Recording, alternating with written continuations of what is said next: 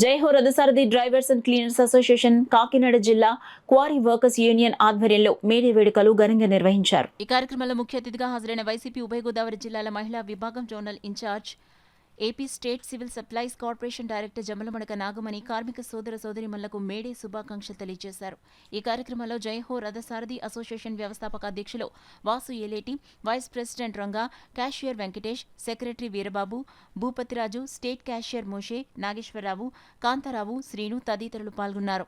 ప్రభుత్వాలు డ్రైవర్లు ఎందుకు పరిగణలో తీసుకోవట్లేదు? ఎలాగైనా ప్రభుత్వం దృష్టికి ఈ సమస్యను తీసుకెళ్లి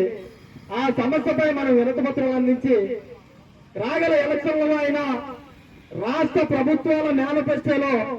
డ్రైవర్లకు సంబంధించి ఒక ప్రతిపాదన పెట్టాలి, ఒక కొత్త పథకాన్ని ఈ మేనిఫెస్టోలో తీసుకురావాలని చెప్పి విశ్వ ప్రయత్నం చేయగా అనేక మంది నాయకుల చుట్టూ తిరిగి విసిగిపోయి మన కాకినాడ రోడ్లో ఉన్నటువంటి అమ్మగారు మన AP civil supply director plus మహిళా విభాగం జోనల్ ఇన్ఛార్జ్ అయితే మన రాష్ట్ర ముఖ్యమంత్రి గారు జగన్మోహన్ రెడ్డి గారికి చాలా అత్యంత ఇష్టమైనటువంటి అమ్మగారు. మరి మన సమస్యని తెలుసుకొని ఒకరోజు నేను ఇంటికి వెళ్ళి ఇలా ఉన్న మా సమస్యను తెలియపరిస్తే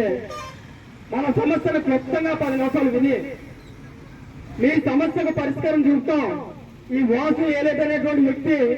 తన సొంతం కోసం తన కుటుంబం కోసం కాదు, రాష్ట్రంలో ఉన్నటువంటి డ్రైవర్ల కోసం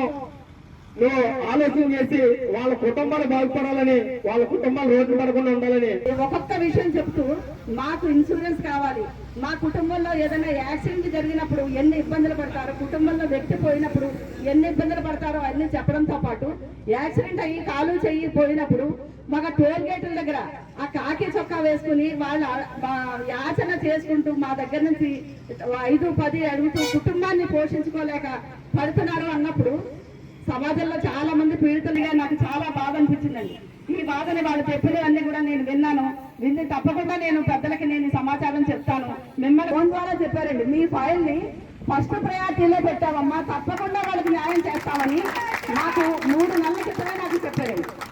ఈ మేనిఫెస్టోలో పెట్టమన్న సంగతి ఇవన్నీ వీళ్ళు చెప్తే ఫస్ట్ ప్రయారిటీలో పెట్టాము అని నాకు పెద్దల దగ్గర నుంచి ఫోన్ రావడం, నేను వాసు గారికి ఈ విషయం తెలియజేయడం, అప్పుడు ఎక్కడో వెరుకు ఒక నాలాంటి సామాన్య వ్యక్తిని నేను తీసుకెళ్లి చెప్తే సమస్య పెద్దదే, సమస్య చాలా ప్రజలకు ఉపయోగపడేదే, కానీ నా మాటకు ఎంత విలువ ఉంటుందా అనుకున్నాను. కానీ జగన్మోహన్ రెడ్డి గారు నన్ను మాటను మన్నించి, అంటే నా మాట మన్నించింది కంటే మీ కష్టాలు తెలుసుకుని, అంటే ఈ కష్టాలు ఇప్పుడు దాకా కొన్ని జగన్మోహన్ రెడ్డి గారి దృష్టికి